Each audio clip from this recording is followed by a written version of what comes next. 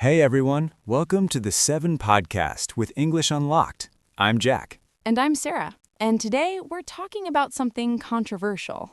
Uh-oh, controversial? What is it? Accents. Specifically, whether you should try to lose your accent when speaking English.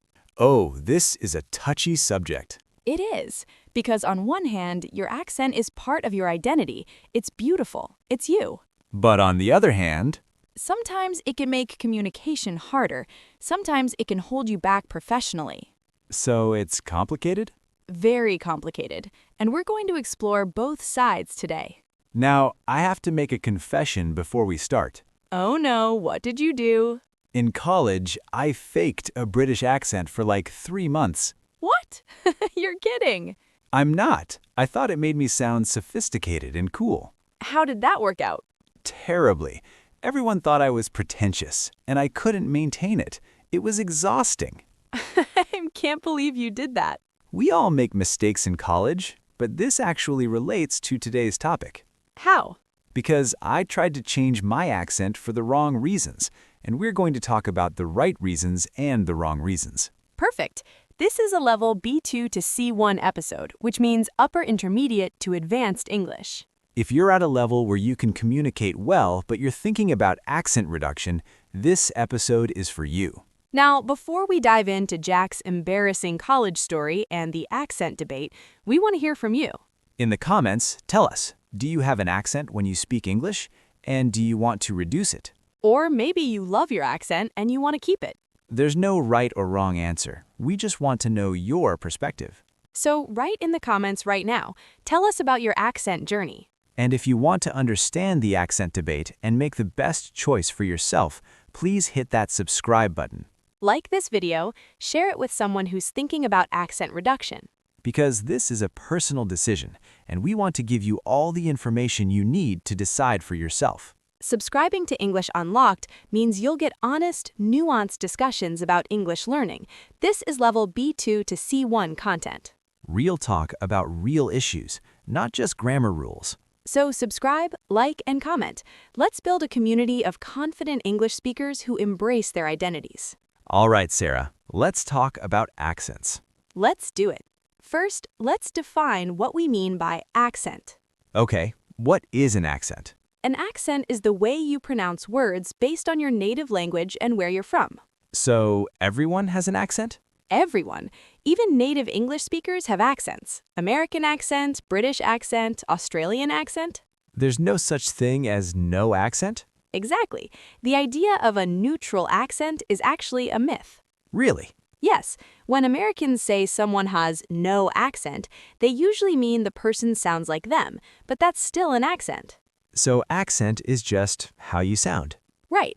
It's your pronunciation patterns, your intonation, your rhythm. And everyone has one? Everyone. In English, we say everyone speaks with an accent. It's unavoidable. So why do some people want to lose their accent? Let me list the common reasons people give. I'm listening. Reason 1. They think people don't understand them. Communication issues? Yes, if your accent is very strong, people might ask you to repeat yourself often. That's frustrating. Very. Reason 2. They face discrimination or bias. Wait, discrimination because of an accent? Unfortunately, yes. Some people judge others based on their accent. They might assume you're less intelligent or less competent. That's terrible. It is, but it's a reality some people face. Reason 3. Professional advancement. Career reasons? Yes, in some fields, especially customer-facing jobs, a strong accent can be seen as a barrier. Like call centers or sales? Exactly. Reason 4. They want to fit in socially. Peer pressure? Sort of. They don't want to stand out. They want to blend in. I relate to that. That's why I faked a British accent. Oh no, we'll get to your story later. Reason 5. They're perfectionists. What do you mean? They want their English to be perfect. They think having an accent means they're not good enough. That's sad. It is, because accents don't determine language ability. You can have an accent and still speak perfect English? Absolutely. Think about famous people. Arnold Schwarzenegger has a strong German accent, but his English is excellent. Penelope Cruz, Antonio Banderas, Sofia Vergara, all have accents. And they're all successful, intelligent, articulate people. So an accent doesn't mean your English is bad. Not at all. Accent and fluency are different things. Okay, so those are reasons people want to lose their accent. But what are reasons to keep your accent? Great question. Let me list those too. Go ahead. Reason 1, it's part of your identity. Cultural identity? Yes, your accent connects you to your home country, your culture, your family. Losing it might feel like losing part of yourself? Exactly. Some people feel like changing their accent is betraying their roots. That's heavy. It is. Reason 2, it's incredibly difficult to completely lose an accent. How difficult? Extremely, especially if you learned English as an adult. Your brain is wired for your native language sounds. So it's nearly impossible? For most people, yes, you can reduce your accent, but completely erasing it, very rare. So why try if it's that hard? That's a valid question. Reason 3, accents are actually attractive. Really? Yes, many people find foreign accents charming, interesting, even sexy. Like French accents or Italian accents? Exactly. Or Irish accents, Spanish accents, Russian accents. So an accent can be an asset. Absolutely. It makes you memorable. It makes you unique. Huh, I never thought of it that way. Reason 4, linguistic diversity is valuable. What does that mean? English is a global language now. There are more non-native speakers than native speakers. Really? Yes, so why should everyone sound American or British? That's not realistic or necessary. English belongs to everyone now. Exactly. Indian English, Nigerian English, Singapore English, all valid. That's a powerful point. Okay, so we've heard both sides. What's your opinion, Sarah? My opinion, I think the goal shouldn't be to lose your accent. The goal should be intelligibility. Intelligibility? Can people understand you? That's what matters. Not sounding like a native speaker. No, being understood is the goal, not sounding native. So reduce the parts of your accent that cause misunderstanding. Exactly. If your pronunciation of certain sounds make communication difficult, work on those specific sounds. But don't try to sound completely American or British. Right. Keep your accent, just make it clear. That makes sense. In English, we say, clear communication is key. Perfect. That's my philosophy. All right, let me tell the full story of my fake British accent. Oh, I've been waiting for this. So I was 19 in college. I watched a lot of British TV shows. Like what? Doctor Who, Sherlock, those kinds of shows. Okay. I thought British accents sounded so intelligent and sophisticated. Oh no. I started imitating them, at first just for fun. But then? But then I started doing it at parties, and people seemed impressed. They did. At first, they'd ask, "Where are you from?" And I'd say, "Oh, I lived in London for a while." You lied? I did. I was young and stupid. What happened next? Well, I had to maintain it all the time, with everyone. That sounds exhausting. It was, and the accent wasn't even good. Looking back, I probably sounded ridiculous. How did it end? Another person who was actually from London called me out. They said, "That's not a British accent. Where are you really from?" Busted. Completely busted. I was so embarrassed. What did you learn? Don't fake an accent to impress people. Be yourself. A valuable lesson. Okay, but your story actually illustrates an important point. What's that? The difference between changing your accent for external validation versus doing it for practical reasons. Explain. You changed your accent because you wanted to seem cool. That's external validation. Right. But if someone works on their accent because they're constantly misunderstood, that's practical. So the motivation matters. The motivation matters a lot. If you're doing it for yourself, for communication, that's healthy. But if you're doing it because you think your accent makes you less than others? That's internalized prejudice, and that's not healthy. So check your motivation before trying to change your accent. Exactly. Let's talk about specific situations. When might accent reduction be helpful? Good question. Let me give you scenarios. I'm ready. Scenario 1. You work in customer service, and customers frequently can't understand you on the phone. That would be frustrating for everyone. Yes, in this case, working on certain sounds that cause confusion would be helpful. Not losing your whole accent, just clarifying certain sounds. Exactly. Scenario 2, you're a teacher and your students struggle to understand your instructions. That would hurt their learning. Right, so again, working on clarity would be beneficial. Scenario 3? Yes, actors train in accent work. It's part of their job. What about scenario 4? You personally feel held back by your accent.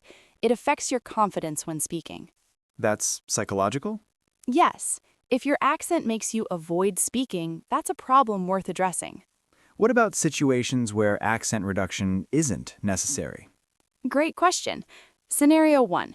You can communicate effectively, but you don't sound native. People understand you fine? Yes, in this case, accent reduction isn't necessary. Scenario 2? You speak English well, but you want to sound American because you think it's better. That's internalized prejudice? Exactly. Work on self-acceptance instead of accent reduction. Scenario 3? Your friends or family pressure you to speak proper English. External pressure from others? Yes, their opinion doesn't determine your worth. You get to decide.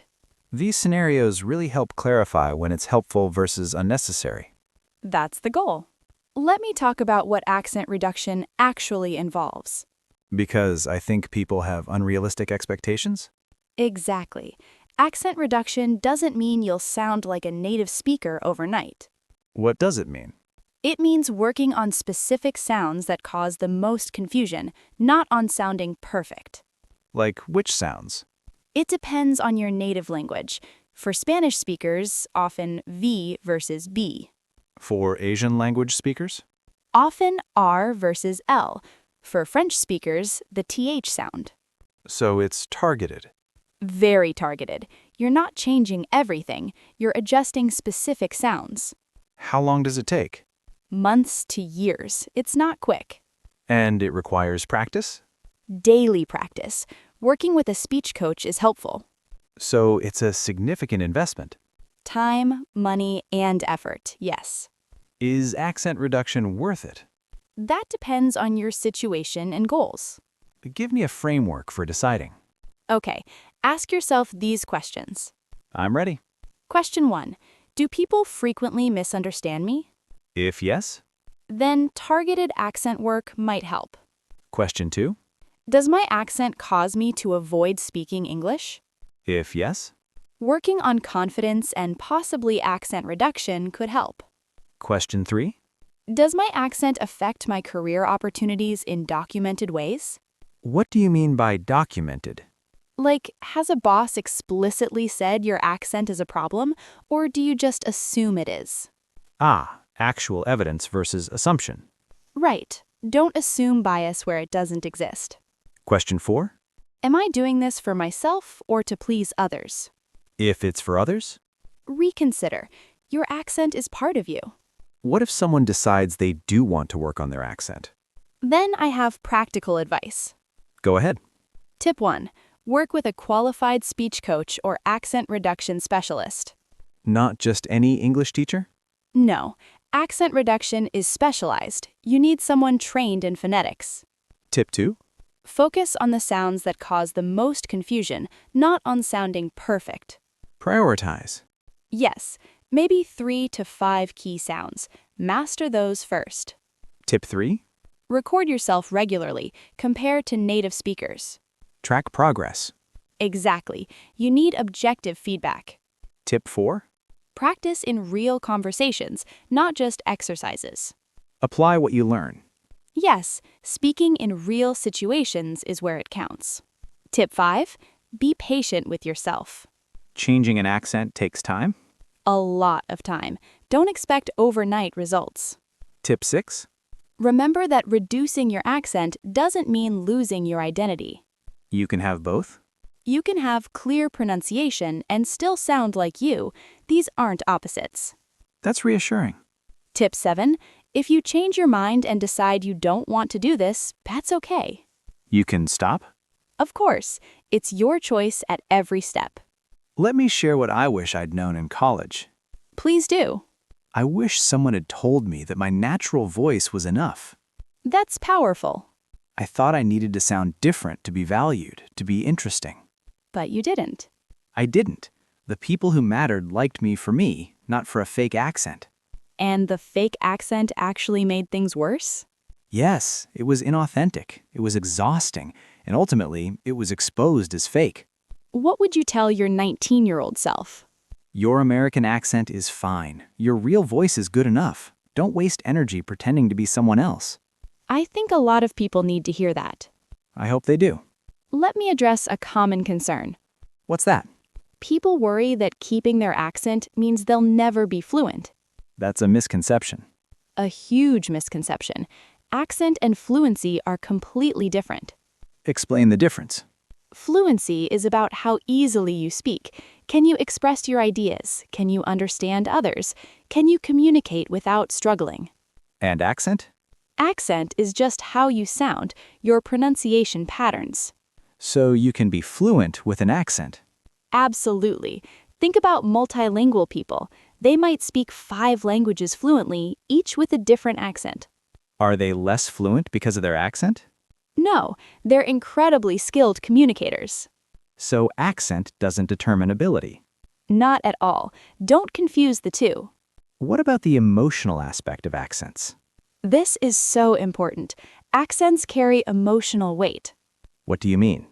Your accent connects you to your childhood, your family, your culture. It's part of your identity? Deeply. Some people who lose their accent feel disconnected from their roots. That sounds painful. It can be. There's even a term for it, linguistic homesickness. That's a real thing? Yes, when you speak your native language or with your native accent, you feel at home. When you change that, you might feel lost. So changing your accent isn't just technical. No, it's emotional, psychological, cultural. People should consider all of that before deciding.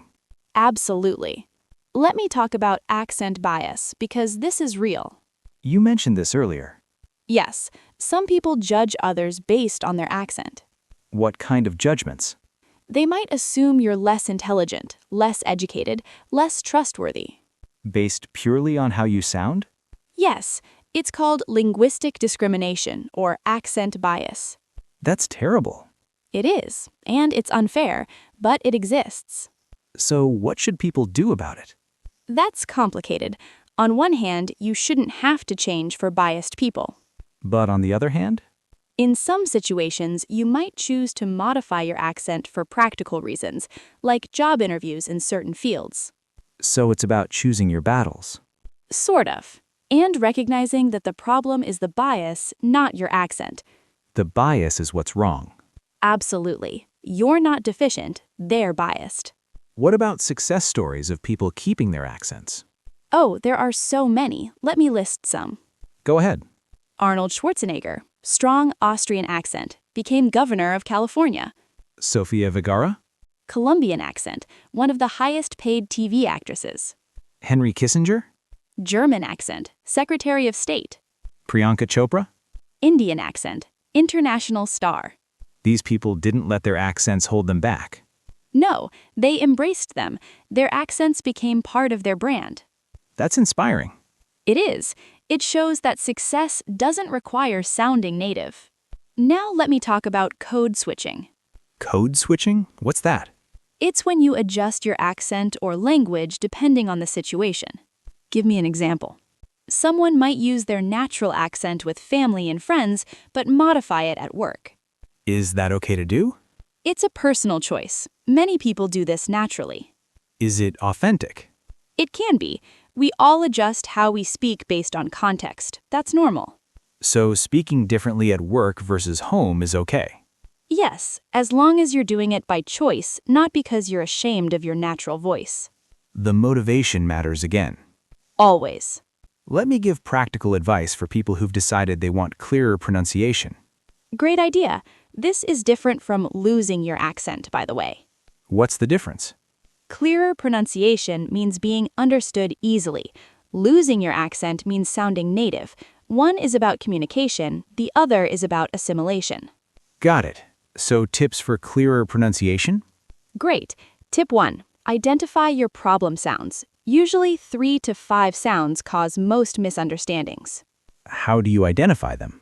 Record yourself. Ask friends what they struggle to understand. Work with a teacher. Tip 2. Practice those specific sounds in isolation first. Master them in single words before sentences. Start small. Yes. Tip 3. Use tongue twisters and minimal pairs. What are minimal pairs? Two words that differ by one sound, like ship and sheep, or van and ban. To train your ear and mouth. Exactly. Tip 4. Slow down your speech. Speak more slowly. Yes, many accent issues are actually speed issues. When you slow down, pronunciation improves. That's simple but effective. Very. Tip 5. Focus on word stress and sentence rhythm. Not just individual sounds. Right. English has a specific rhythm. Mastering that helps comprehension. Tip 6. Watch your mouth in a mirror. See how native speakers move their mouths and try to copy it. Visual learning? It helps. Tip 7. Accept that you'll always have some accent. And that's beautiful. Perfection isn't the goal? Clarity is the goal, not perfection. What about children of immigrants? They often face pressure about accents. Oh, this is a sensitive topic. How so? Children of immigrants sometimes lose their parents' language or accent to fit in. And they regret it later? Many do. They feel disconnected from their heritage. So what's the advice? Embrace multilingualism. Speak your home language at home, speak English at school. You can have both.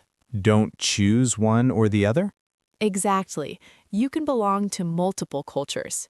That's powerful. Let me end with my personal philosophy on accents. Please do. I believe every accent tells a story. A story? Yes, your accent tells the story of where you're from, what languages you speak, what experiences you've had. It's part of your narrative? Exactly. And that's valuable. That's interesting. So don't erase your story? Don't erase it unless you have a really good reason. And even then, remember, you're just editing, not deleting. You'll always have traces of where you're from? Usually, yes. And that's okay.